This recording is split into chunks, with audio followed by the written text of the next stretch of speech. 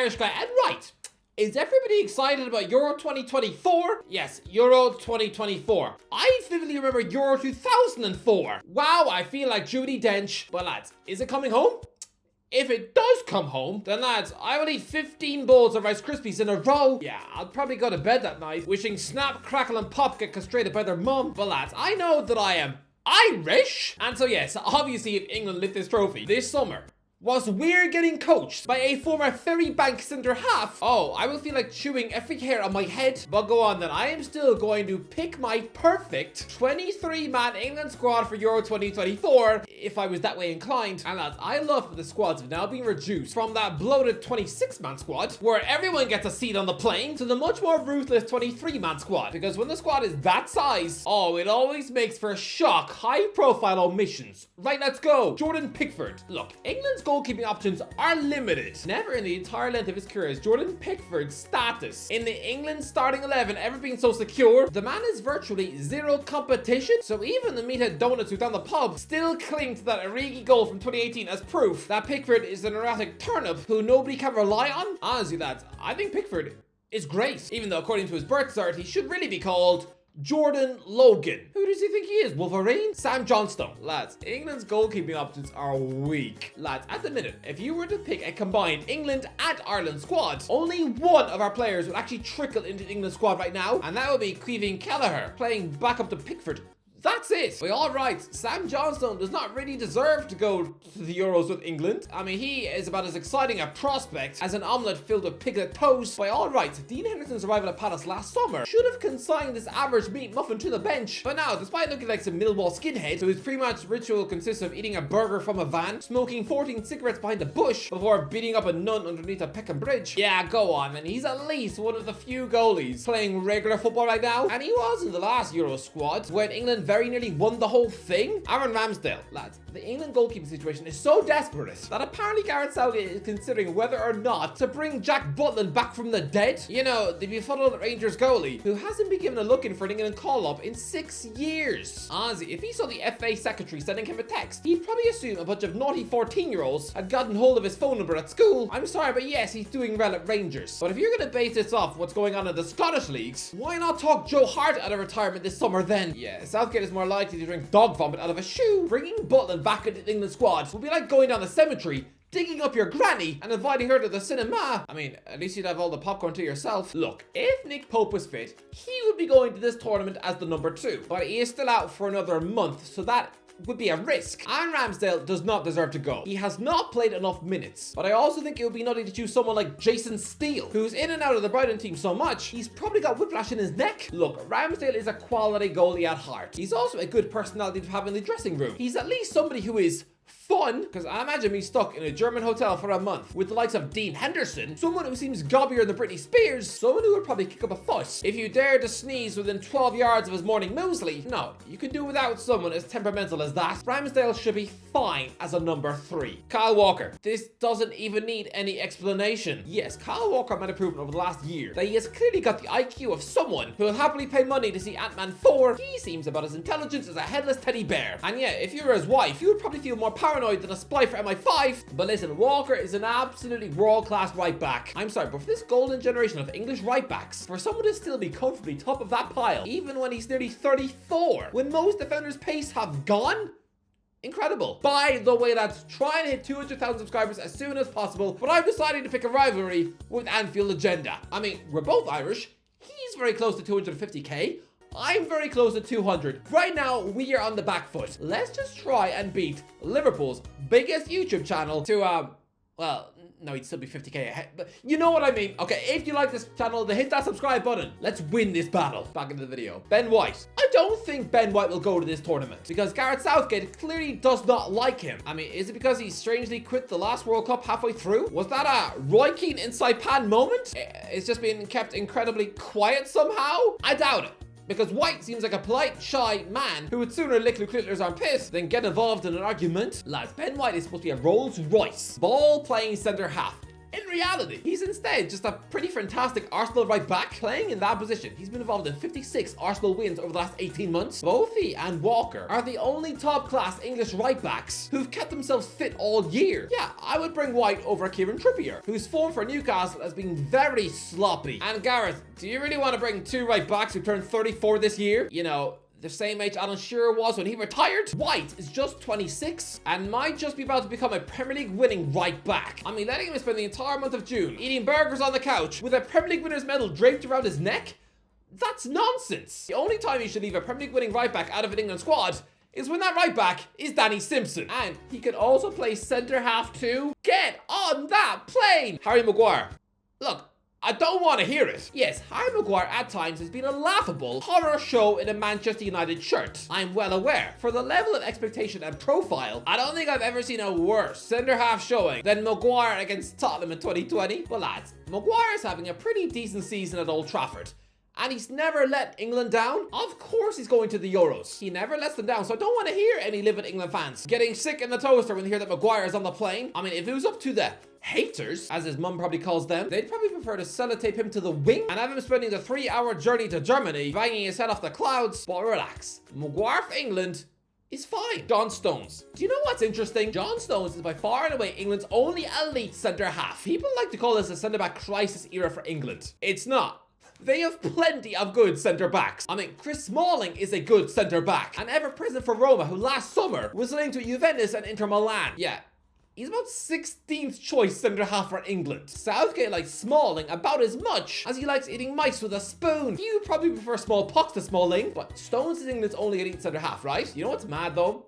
He's only played 6 league games at centre-back for Man City this season. The guy has turned into a Philip Lahm-esque defensive midfielder in Pep Guardiola's fluid system. And that would be tempting for Southgate to squeeze him into a midfield double pivot with Declan Rice. But again, the annoying thing is that, yeah, he's England's only great centre-half, so he sort of has to stay back there the entire competition. Yeah, Maguire and Stones, Joe Gomez.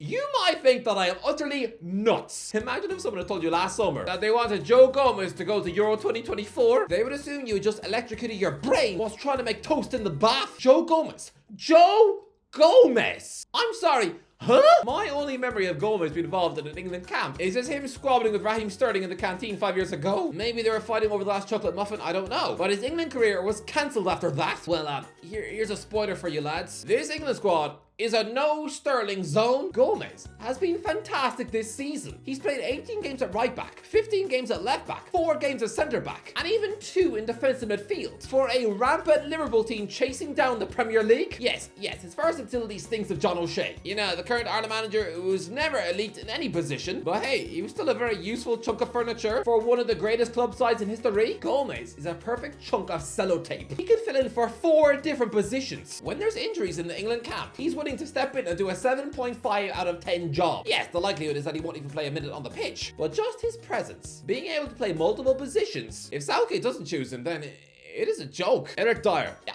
The final centre-half spot goes to Eric Dyer. And I know what you're thinking. You all think that I've just eaten a bowl full of poisoned spaghetti. It's crazy, right? I know Everton fans will be disgusted that I've chosen to leave out their £100 million rated Jarrod Branthwaite to instead choose a mouldy old lump of human toast. Well, yes.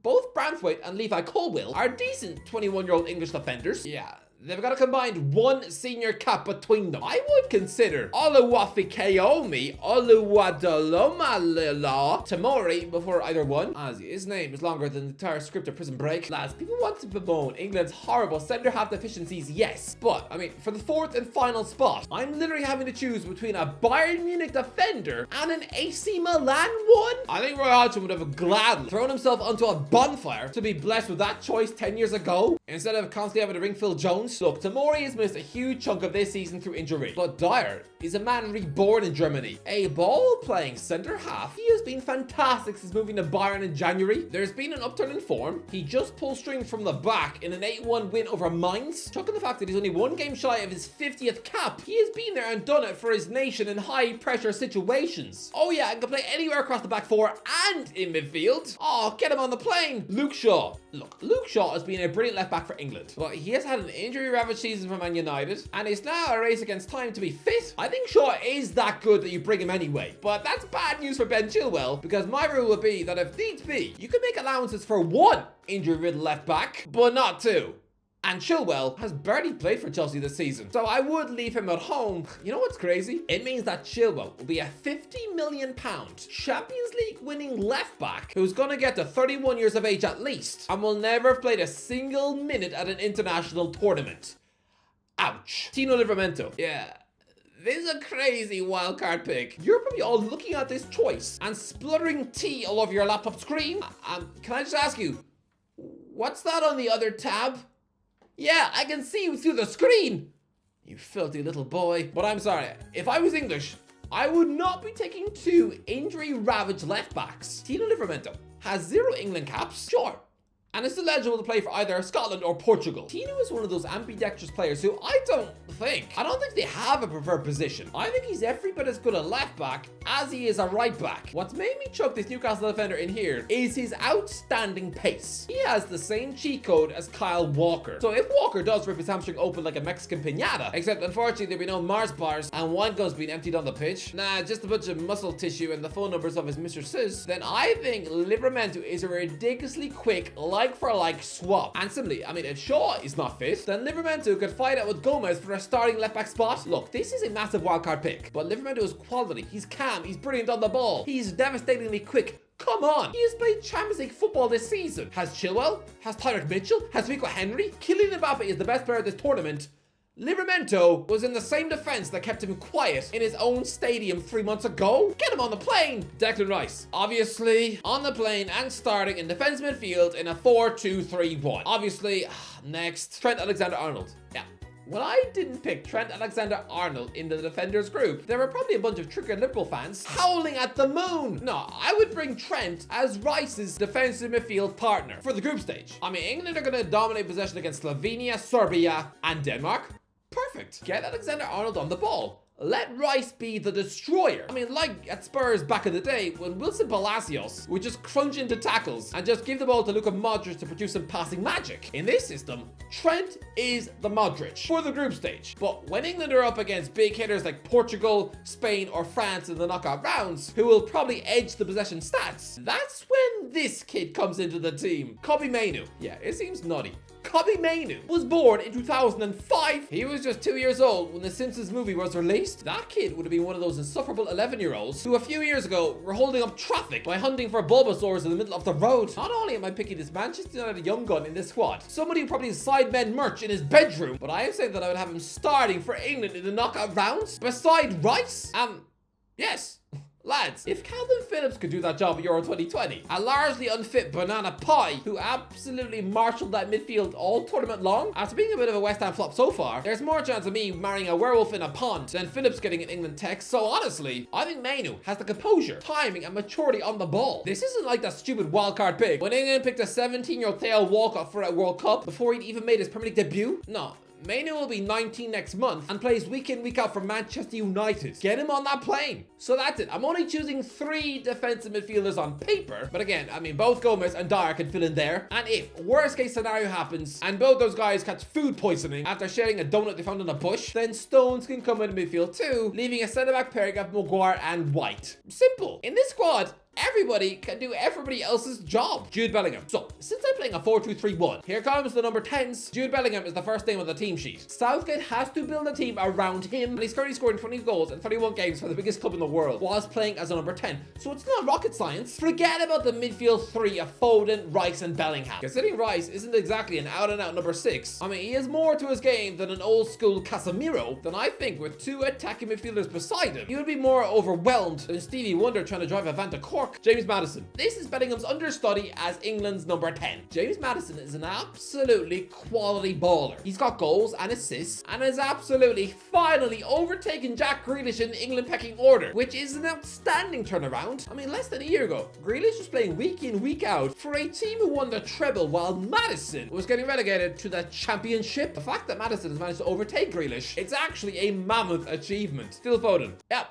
On the left wing. I know that Phil Foden prefers it in the middle, but I'm sorry. If one of the greatest managers to ever live thinks Foden is better on the wing, then Southgate Chuck Foden on the wing. Bukayo Saka. Lads, 2 months ago, people were talking about Bukayo Saka being a wet bag of potatoes. His form was dead in a ditch. Yeah, I mean, he's been magnificent ever since. One of the most dangerous wingers in European football. He's got 16 goals and 15 assists for Arsenal this season. Lads, of those 3 poor lads who missed penalties for England in the final at Euro 2020, Saka has been the only one who has been consistently brilliant ever since. Get Saka on that right wing. 100% Cole Palmer. Cole Palmer has absolutely played his way into the squad. Lads, I thought when Chelsea signed him for Man City last summer that he'd wrecked his career and like Nolly Madwake was just going to be shoved onto a crowded Chelsea bench. Instead, he's been their best player by an absolute mile. I think if he had stayed at the Etihad, he'd still be some virtual City cheerleader, and at nearly 22, wouldn't have a chance of making this England squad. But no, he's got 15 goals and 11 assists for a horribly average Chelsea. The guy is absolute class. He's got skill, creativity, unpredictability. This is the man who's absolutely robbing Grealish's spot on the plane, and honestly, he's going to be a brilliant impact sub. Marcus Rashford. This final position on the wing really is up for grabs. Lads, I have massively rated Jadon Sancho as a player. I thought it was nutty that he wasn't in the England starting 11 at Euro 2020. He'd been that good for Dortmund. But I would admit now that chucking him into the England squad now would be like inviting your ex-wife on your honeymoon. You don't need that toxic clout in your suitcase. Lads, I am completely ruling Grealish out. He's got 3 goals and 2 assists this season. Guardiola is criticized him in public. Doku is essentially taking his job. This is going to be a miserable summer for him. No Euros with England. I can actually see him forcing a move back to Aston Villa. By the 1st of August, he's still going to be stinking of gin. I mean, the 7th most expensive footballer of all time, failing to make his own nation's 23-man squad just 3 years after becoming a £100 million player. Has something like that ever happened before? It's like if Paul Pogba failed to make the France squad at Euro 2020. Just what? This comes down to Marcus Rashford versus Anthony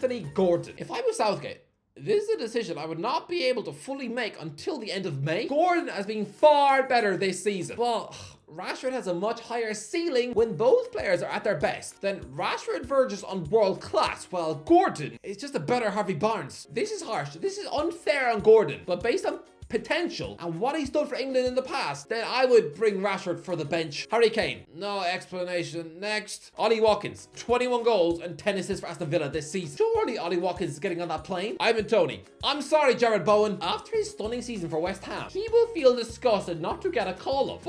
But if you're building the team around Bellingham and Kane, then you need to have a like-for-like replacement for both. Bowen is not that. He's in the mold of a Watkins, a livelier, energetic forward, buzzing around the box like a predatory bumblebee. Tony is something different. Like Kane, he can hold up the ball, but he can also drop deeper into midfield. His range of passing is fantastic. His finishing is unbelievable. His ice-cool penalties are like a cheat code. If England are in a penalty shootout, get Tony on the pitch and he will not miss. He's also more unpredictable a player than Kane. He's got more flair. This is someone who tries to whack in volleys from 55 yards. Honestly, get Tony in that squad. He is the perfect backup for Kane. So that's the 23-man squad. And yeah, I would choose a standby list of Nick Pope, Kieran Trippier, Jared Branthwaite, Conor Gallagher, and Jared Bowen. That's pretty much it. But let me know, what do you think? Have I got this all wrong? Let me know your squad in the comments below. What players have I put in that you think are absolutely nutty? Which ones have I left out? Let me know in the comments. If you enjoyed the video, don't forget to give it a like, share, and subscribe as always. I'll talk to you in a while.